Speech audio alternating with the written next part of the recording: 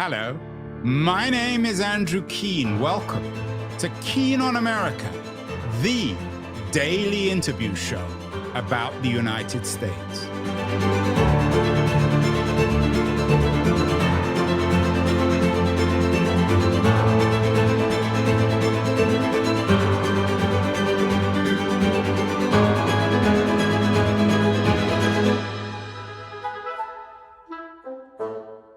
Hello, everybody. It's Monday, the 20th of April, 2026. If it's April 2026, it must be the month to talk AI. It's all we seem to do these days. A couple of days ago, we did a show with Keith Teare, Silicon Valley venture capitalist, investor, on why, at least in his view, AI is not dangerous. He said we should say it out loud, so we did. And then yesterday, did a show with the Canadian writer, Victoria Hetherington, on how to friend the machine, how to marry one's AI. She has a new book out, The Friend Machine. We're going one step further, though, today with my guest, Jamie Metzl. He's a technology futurist, a geopolitics expert, entrepreneur, sci-fi novelist, and keynote speaker.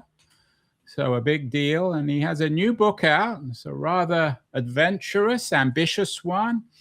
It incorporates a new moral code for humanity. It's called the AI 10 Commandments, but Jamie is just the co-author. He's co-authored it with a certain GPT-5, one of Sam Altman's algorithms. So congratulations, Jamie, on the new book. Thank you so much, Andrew. Very happy to be here. So why did you choose GPT-5 over, for example, Claude? I much prefer Claude. Does it really matter who you co-authored this with in terms of an AI algorithm?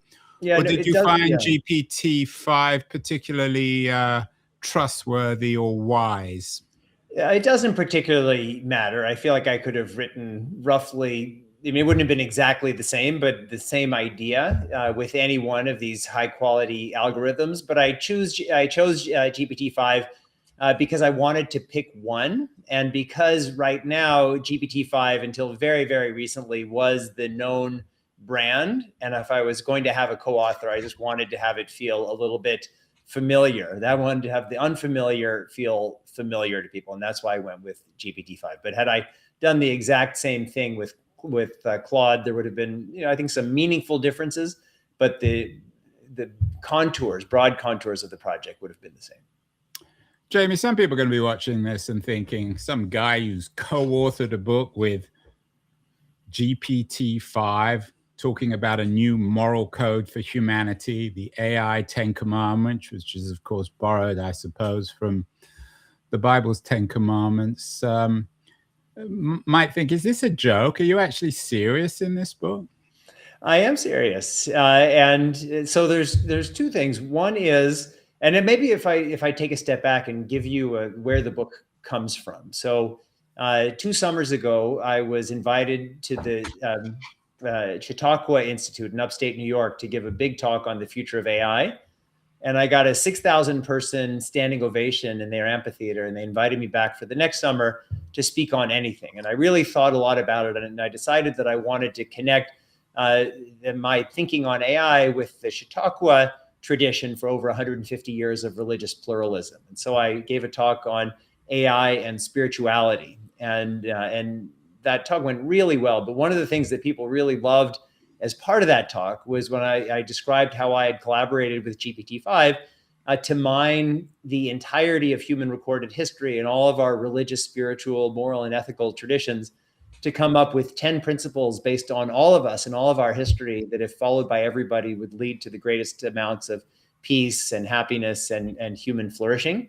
And so this piece of the book is articulating what these 10 commandments are. And my back and forth with GPT-5 over the course of writing the book, if I had to put a number on it, maybe 5,000 or 6,000 back and forth. There was an incredible intimacy. There's so much crap coming out into the world of people doing things, co-writing with these algorithms. But I'm also a novelist. I care deeply about the language, about ideas, about the provenance of ideas. So this I feel it wasn't like Mia Ballard, who just had her book pulled from the shelves by Hachette because it was just pure fraud, working with. Well, you're being honest, and you as you say, you've written a number of books. Your books, Yes. Superconvergence and Hacking Yep. Darwin, have Yep. both done well, and you're a novelist as well. Yeah. What's it like then, Jamie, as a novelist and successful nonfiction writer, to co-author a book with GPT-5? It was quite wonderful. It was just different. And so I was talking about Mia Ballard. I don't know, Andrew, if you've been to the Museum of Modern Art here in New York, but there's I have. So you've seen, I presume, there's this wonderful installation. It's about 3 stories tall by an incredible artist named Refik Anadol. And so what Refik Anadol has done is get the digital images of the entire collection of the Museum of Modern Art, and he's written an algorithm not to show those images, but inspired by those images to create this wonderful phantasmagorical series of colors and shapes. And it's just mesmerizing. And so the difference between Mia Ballard and Refik Anadol is the difference between fraud and humans just cheating, and an artist saying, well, we're at this new era where humans and our machines are going to be able to collaborate in new and unique ways. Let's explore what those things are. So his work is one way. And for me, with this work, what I wanted to basically show is that collaborating with AI, we humans have the ability to see ourselves a little bit differently, to see our entire recorded cultural history from a collective lens that is probably not possible for any one of us individually. And so that's why it's a very logical outgrowth from the work that I do in biology, where nobody just looking at another human, you couldn't see their genome, you couldn't see their complex systems biology, their epigenome, their metabolome. So we collaborate with machines in order to see humans differently, and seeing humans differently in the medical context and the health context is what allows us to have different treatments that can cure our diseases and help us live longer, healthier lives. And so I think this is a very exciting moment of potential collaborations with AI. And my book is about that. Your previous guest, as you mentioned, is talking about relationships. And yes, there'll be some people who have very unhealthy relationships with AI, and there'll be people who will be extended and in some ways enhanced by our collaboration with these kinds of machines. So I think just while we can have healthy skepticism, we can also and should explore what kind of collaborations are possible. And that's what I tried to do in this book. The subtitle of the book, Jamie, is A New Moral Code for Humanity. You've talked a little bit about maybe the scientific benefits of AI. And I know you've written about them as well, about how your own family fought back against cancer and how we can all do it too, which is very inspiring. But how did your association with GPT-5 and in this new book, the AI 10 Commandments, how did that help you come up with a new moral code for humanity? I mean, the old code of the 10 Commandments from the Bible, I think most people would kind of agree that they're okay. Maybe one or two might not be appropriate in the 2020s. We might be missing a couple, but most people kind of agree on the moral code. The question is, how do you actually get it done? You know, that's one way of seeing it in this Chautauqua talk that I gave last summer. Well, just explain, you've mentioned that a couple of times. What is Chautauqua? Chautauqua, what does that mean? So Chautauqua is this magical place in upstate New York. And if you go there in the 10 weeks of the summer, you would think, oh, I'm just in a large village. And it's got houses, it's on a lake, it's got an opera house, a city hall, a theater, there's a 6,000 person amphitheater. But it comes to life in the summer where people live there. And then there's lectures and conversations and concerts all day. And tragically, the place that people know it mostly by is where Salman Rushdie was attacked. I remember now. But I mean, what's the difference? I mean, that sounds to me like a summer version of TED. What's that got to do with a moral code? Anyway, so I'm just saying is that the foundation of this whole book was this talk that I gave there. So, and as part of that, definitely should talk about, has a religious tradition. It's just been around for more than 150 years, but that's why I gave that talk. And so, but coming up with, in that talk, I mentioned how I collaborated with AI, but I also said, well, let's go through these biblical 10 commandments. And I went through them one by one. I hear what you're saying, that, oh, everybody stands by them. But when you go through them one by one, at least when you take them literally, I've come up with 2 that are less ambiguous, that we would say, oh, I guess I'm pretty much for that. The first 2, I'm the Lord your God, you shouldn't have any gods before me. That seems like preambular language to me. That if I was doing 10 commandments, I would say, I'm the Lord your God, don't have other gods, and I give you these 10 commandments. So now we're down to 8. And as I mentioned in the book, most of them, as written, aren't fully defensible. On one hand, so that, thou shalt not kill or murder. Well, that seems good, but if you're landing on the beaches in Normandy, your mission is to kill as many of those others as you possibly can. And even Moses, according to the story, was up on Sinai, and he got these 10 commandments allegedly from God. And one said, don't kill. And then he came down, and then the golden calf was happening, and he threw the 10 commandments at these people. And then him and his brother, at God's instruction, murdered 3,000 of these people for the crime of having slightly different religious beliefs. And then he went back up on the mountain and got and then rewrote these 10 commandments. So I think when you go through the 10, I would actually personally not fully agree with your characterization. They're not optimal. And the people who wrote these 10, whoever they were, they had no clue that there were people in the Americas who had their own very beautiful moral and ethical traditions. And they didn't know about the people in what's now India or other parts of the world who had struggled with these very same ideas. And so for me, working with AI to see all of humans and all of our cultural heritage as one thing from which we can decipher 10 universal principles is kind of equivalent to the Artemis 2 astronauts seeing our planet holistically from space. And could I, on my own, have just sat down, and I've done this before, and come up with 10 great principles that most people would stand by? I think I could have done it. But I couldn't have done it with the breadth of vision that an AI algorithm with access to the entire digitized recorded history of humanity would have. One, of course, owned by a certain, well, not owned, but your run neighbor. by Your neighbor. Sam Altman, who a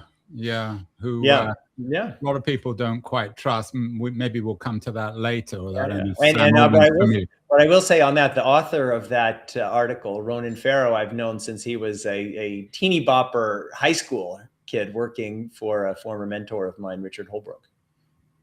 So I read that article. It's very interesting. And for sure, if our strategy for AI is we're going to just trust the CEOs of these companies to do the right thing, whether it's Sam Altman or Dario or Demis Hassabis, who I think is incredible, that's a bad strategy for us. The best strategy, I want to come to that later and talk about trust and that sort of thing. But let's go back to the book and your thinking. I mean, it sounds to me like you got a bit lucky, Jamie, given your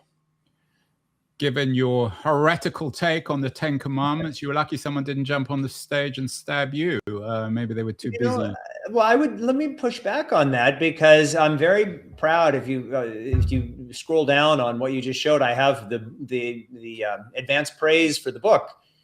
And I have advanced praise from the Vatican, from Angela Buchdahl, arguably the leading Reform rabbi in the United States. And the reason why I'm getting this kind of praise, including from people in the religious community, the reason why I've been invited to share this with the Unitarian Universalist Church here in New York, is I'm not saying that all of our prior traditions are bunk. I'm actually saying the opposite. What I'm saying is that all of our cultures, all of our traditions have these wonderful ethical codes that mostly agree with each other. And if we can look holistically at all of them, We can decipher universal principles that tie us together.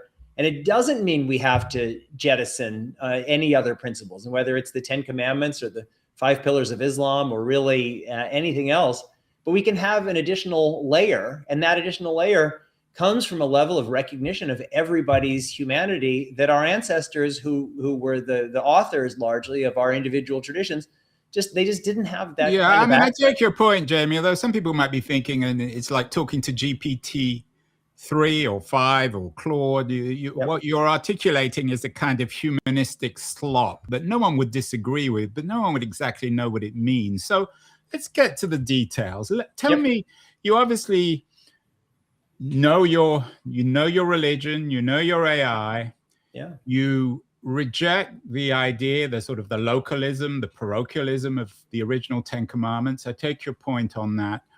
What came out then of all this work you did with ChatGPT-5 to come up with a new moral code for humanity that gets beyond kind of humanistic slop of saying stuff that no one would disagree with, but also no one would quite know what it means?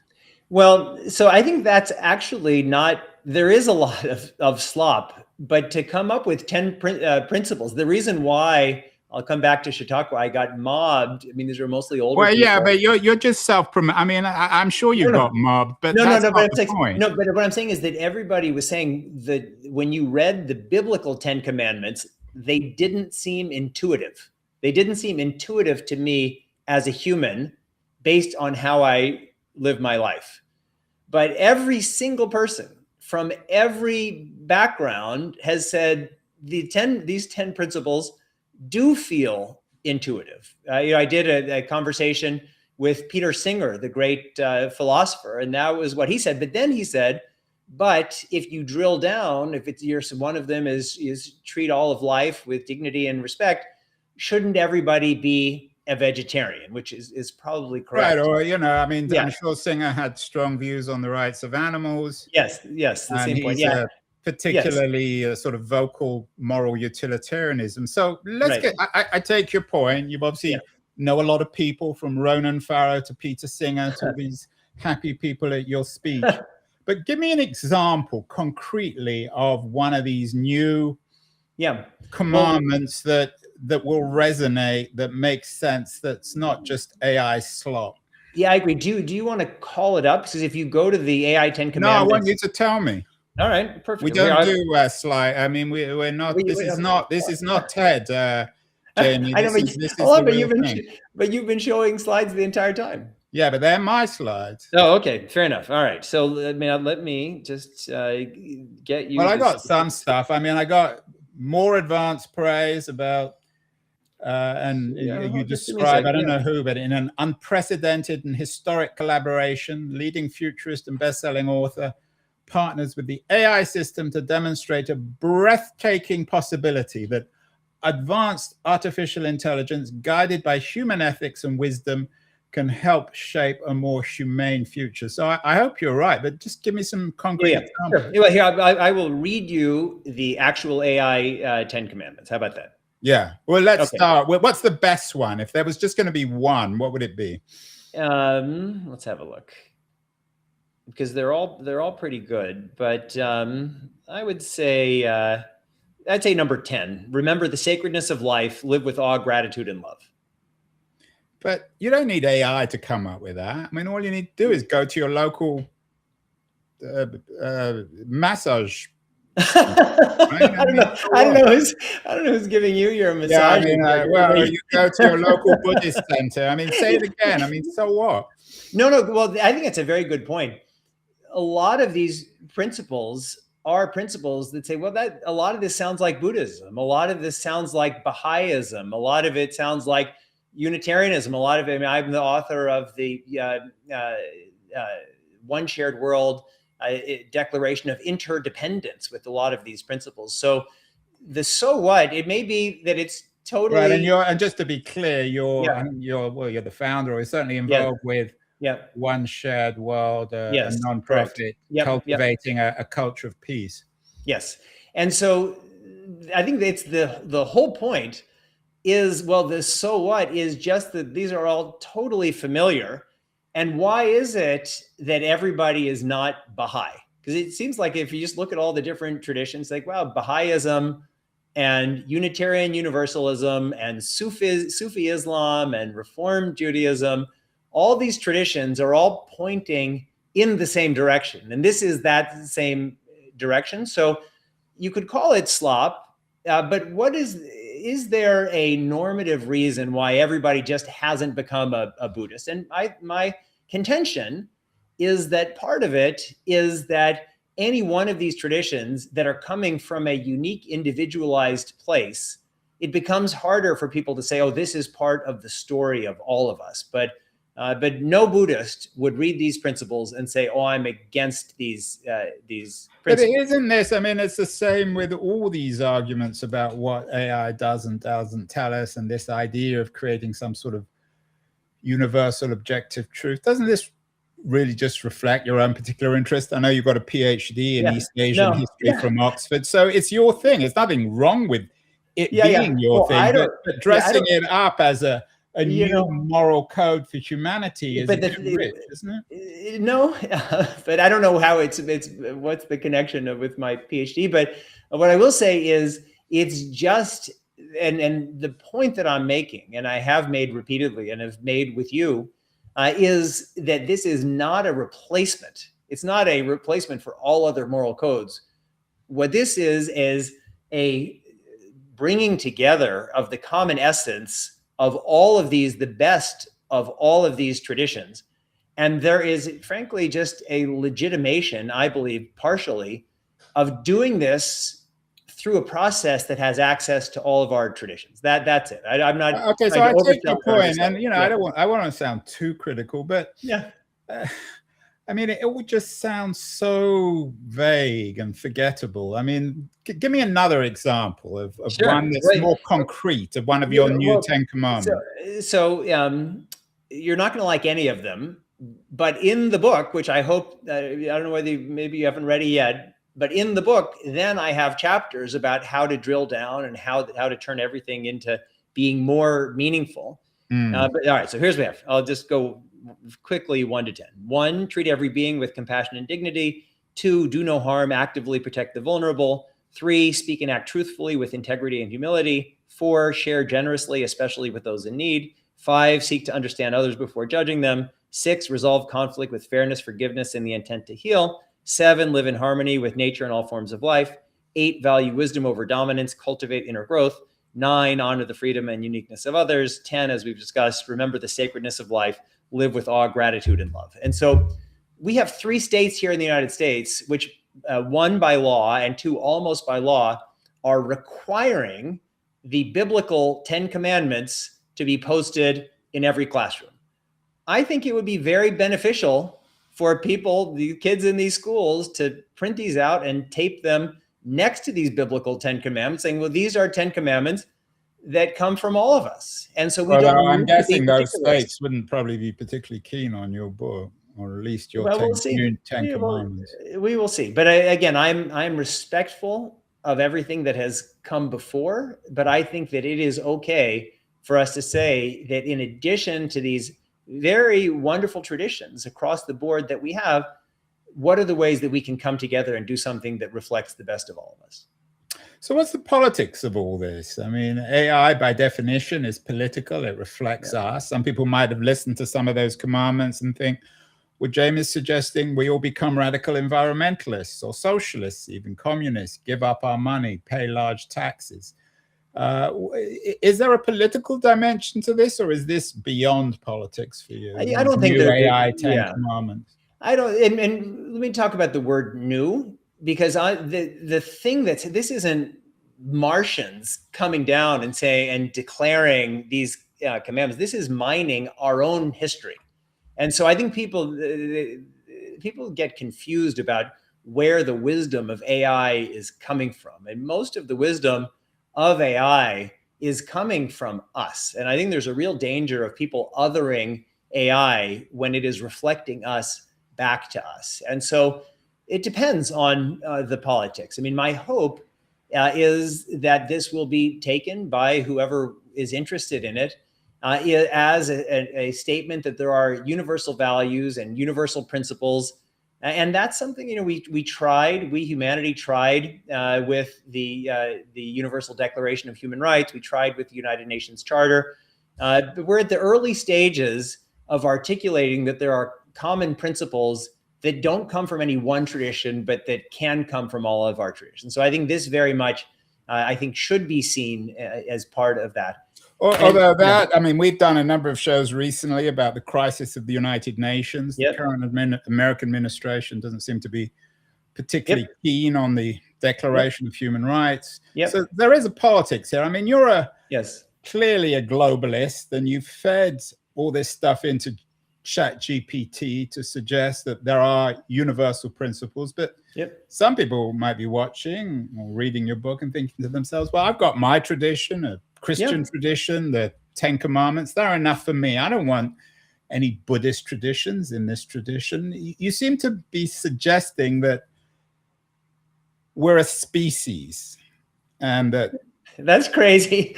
Well, when we think about ourselves, we should be thinking about ourselves as a kind of global species, whether or not we've been to Japan or East Asia or Africa or North America. Yeah. What about the localists who say, I don't want to know about people from another neighborhood, let alone another country? Yeah. So it's my view. You talked about one shared world. So I absolutely have been involved with the global interdependence movement. And I certainly believe that in our world as it exists today, we are just connected to one another, whether we like it or not, and whether we recognize it or not. I mean, that's what the pandemic has shown us. That's what the debates over climate change show us. And so I would be the last person to denigrate or degrade people's extremely valuable local or personal traditions. But what I am saying, and have said for a very long time, is that if we think of this as a layer cake and we all don't consider the layer of our global interdependence, we're going to be in very big trouble, because we are a species, we're connected to one another, our fates are intertwined, again, whether we like it or not. And so we need to have, in addition to our many fantastic individual traditions, we need to have some kind of overlay that recognizes that we're all in many ways in this together. And that's why I've been very involved with the World Health Organization over many years. And that's why I was a critic of the Trump administration pulling out of the WHO, because if we're not in the WHO, we're just going to need to recreate something kind of like the WHO, because pandemics are inherently global. And the next time one of these happens, there's no such thing as building a wall. You can't build a wall high enough. So I have absolute respect. We're all very local and parochial. You know yourself. I mean, you're described, at least on Fox, as a COVID origins whistleblower, and that generated a lot of local biases of one kind or another, US, China. So I mean, that's the reality of the world. Is I respect your commitment to one shared world, but is there any practical evidence these days, Jamie, that anyone apart from yourself wants it? And maybe people will go to a conference in New York. Yeah, but let me answer that clearly. There's no evidence at all. Our world is dividing, and you talked about my work on COVID origins. I don't want to be some kind of blind Pollyannish optimist. I agree that, I believe that the way to build a better world is to fight for the good stuff and fight against for the bad stuff. And that's why for many, many decades, I've been speaking very honestly and very forcefully about China, about politics in the United States, on COVID origins.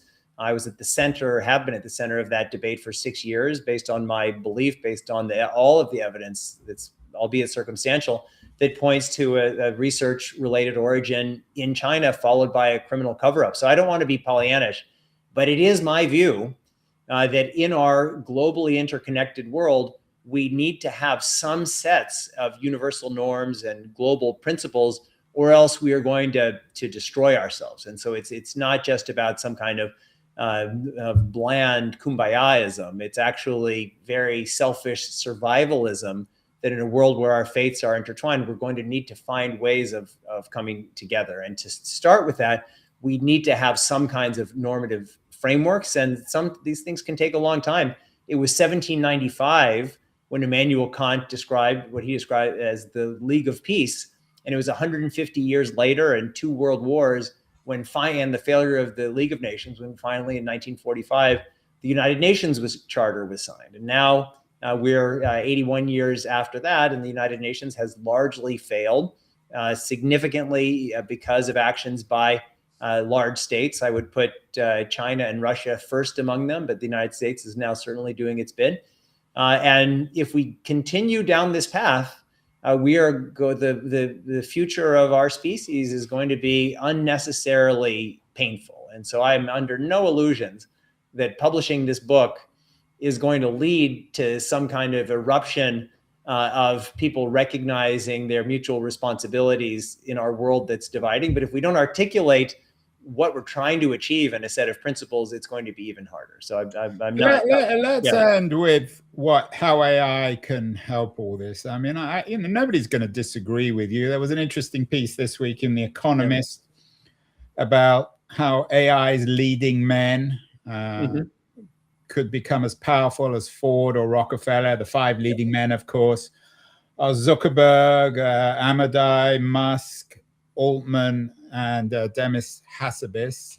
You note that you respect, I think, Hassabis. Maybe people are a bit warier of Sam Altman. They don't trust him. But leaving aside personalities, these 5 are all going to be very powerful in terms of shaping the future. You've worked closely with Sam's algorithm, ChatGPT-5, for this book.